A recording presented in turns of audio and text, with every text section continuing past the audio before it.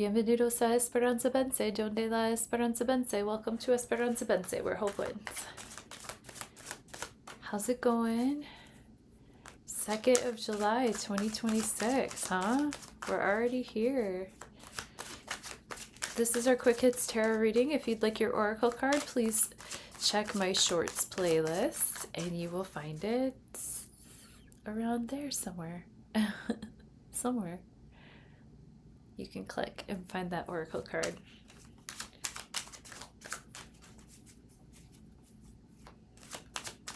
Well, oh, there's my jumper. 3 of Swords. Wow.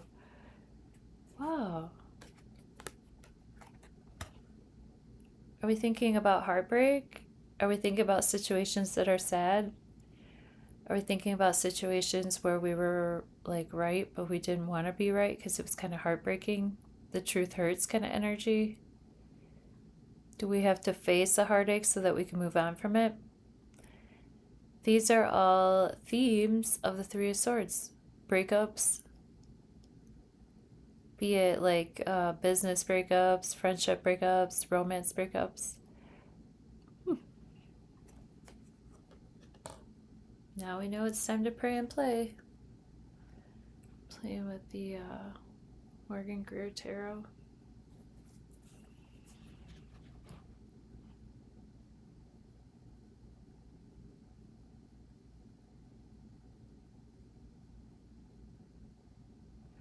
All right.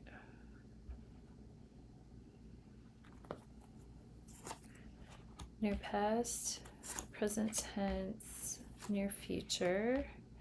Thank you for fine-tuning your free will and intuition with me. Let's see what these cards have to say about today. 2nd of July, 2026. Near past, 7 of Pentacles reversed. Present tense, King of Rods reversed. Near future, 5 of Swords. Well, another sword card to go with our other sword card, but 7 of Pentacles reversed. 7 of Pentacles upright is a card of patience, and 7 of Pentacles reversed means that like things are moving. Whatever seeds we planted, whether they were good seeds or bad seeds, they've come to harvest, and we're going to get moving here.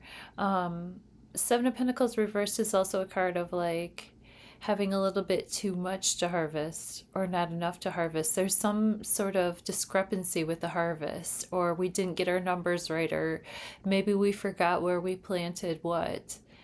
But 7 of Pentacles reverse is definitely like having to rethink our harvest upcoming here. King of Rods, King of Wands. This is somebody who's really in good control of their creative fire, of their root chakra energy. All that red you see, fire energy is... This actually looks like this guy, this King of Wands, looks like a guy I used to work with, and he was very King of Wandsy, very Lothario, very, he wanted to hook up with, like, literally everyone. And I think he did, actually. But, this King of Wands has the, Knights Templar cross on, and he's fighting for, or he's going out and he's staying vital, he's staying in good shape, he's always ready, you know what I mean, in all the ways. And 5 of Swords is like just letting someone think that they won the argument because you just don't have the energy to argue with them. You and your homie are walking off and doing, or maybe it's you, maybe you're the smug one that's like, haha, I was right, I googled it, I was right, and the other people are like, okay, but I'm just tired and I just don't care. You know what I mean? This is just letting someone have that victory, quote unquote, V for victory, and V for 5 when you have this victory and nobody cares. 6 of Wands, people care. They're cheering on your victory. They're supporting you, even if they're giving you the side eye a little bit, they're still supporting you. But here, people are dead ass walking away from you because you had to hold on so tightly to your own ideas. Swords in the tarot are air energy, ideas, thoughts. So are your thoughts that dear to you that you have to hang on to them so tightly that like people actually don't even want to hang out with you anymore? All things to consider today. And we'll talk about the astrology here in just a moment. Thank you. Okay, well, if the Chiron Jupiter square is popping a hole in our basket. I suppose we can go fly a kite because today I'm seeing yet another minor grand trine aspect between Chiron, Black Moon Lilith, and the North Node. Now this is moving into newer territory here because we're working with the ongoing minor grand trine between the outer planets here with Uranus, Neptune, and Pluto, and Mars in the mix now. Mars and Uranus building to that conjunction coming up here tomorrow and into the 4th of July. Happy 4th of July upcoming, by the way. Happy 250, America. You made it. Knock on wood. Inshallah, we make it. And then there's another minor grand trine between Uranus and Mars, Jupiter, and Neptune. So you can see at the top of the chart there's that little like basket shape, but now it has extended towards the North Node as well. And I think that that's going to be the salve here, is to lean on our spiritual awareness, to lean on our faith, to lean on what we know is a higher truth, a spiritual truth. Part of fortune is over here in Aquarius, giving a dose of love and maybe even part of fortune in Aquarius could be one of those things where people get reciprocity money, or there could be talks of, writing people checks for writing a mass amount of people checks for some sort of reason, because with Venus opposing that, and then the moon and Pluto making that conjunction in the wee hours of the morning, like maybe 1 or 2 a.m. Central Standard Time. So by the time that we're watching this video in the morning, the moon will have already crossed over Pluto. But I'm wondering if that's going to bring up talks of trying to spread money amongst the collective, trying to reallocate resources, trying to balance the scales, even though none of this usually works. With that opposition to Venus and Leo, with Venus and Leo, the money, the power, the beauty is supposed to be focused on the individual, particularly on the performative individual. Maybe there's going to be some sort of celebrities that are trying to step in and donate to causes for the people, and it just might not go over in the right way, or there might be some sort of rejection of that energy when celebrities try to come in and like solve everybody's problems with money. I'm wondering if that could be a thing. Most of the energy is pointing towards, once again, Mars, Uranus, Chiron, Neptune.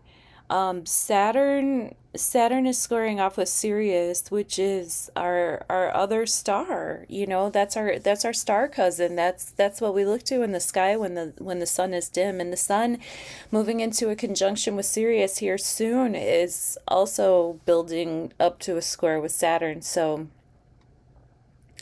maybe a little bit of blockages as far, because the sun is in charge of what Venus is doing right now, and the sun is feeling moody. The sun is feeling maybe a little bit like hardworking, especially just coming off of that full moon in Capricorn the other day. Like our sun is still acting out Saturn things, even though Saturn was in charge and still is in charge of the moon. So it's like it's always going to be this dynamic between staying at home and staying in our fields and going out, getting the work done, and just doing what needs to be done because it has to be done. There's a lot of cleanup action that has to be done, and we have to set our feelings aside in order to do it. I think that's what I have for us today. Please let me know which aspects I totally glazed over and missed in the comments. Does this grand Earth trine between Chiron, the South Node, and Black Moon Lilith say anything to you? I think instead of Chiron being like a poke in the wheel today. I think it's the star on top of the Christmas tree. If we can find those ways of healing our resources on the home front. Okay, love you. Bye. Okay, I wanted to say one more thing about the astrology. Actually, now that I'm looking at this chart, the south node of this chart is at 0 degrees and 45 minutes. I think by the time that the south node reaches 0 degrees and 47 minutes, we're going to get some pretty drastic news about the President of the United States, especially with the Moon-Pluto conjunction in Aquarius. That's such a we the people aspect, but it's moving into that opposition with Jupiter, really amplifying the feels of the people.